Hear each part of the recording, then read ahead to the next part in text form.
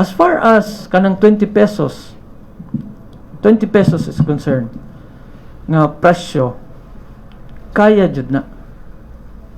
Pero dili tibuok Negros Oriental.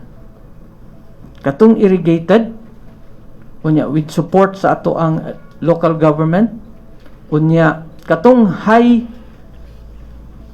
producing nga mga area. Kay karon nakaabot naman tag 5, 6 tons, 7 tons per hectare.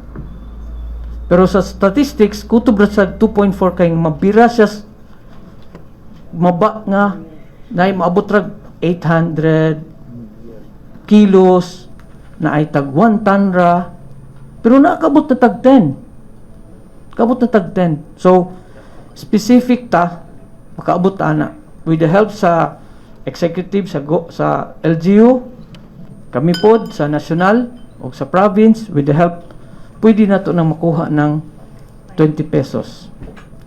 Basta makaabot siya at least 5 to 6 tons per hectare.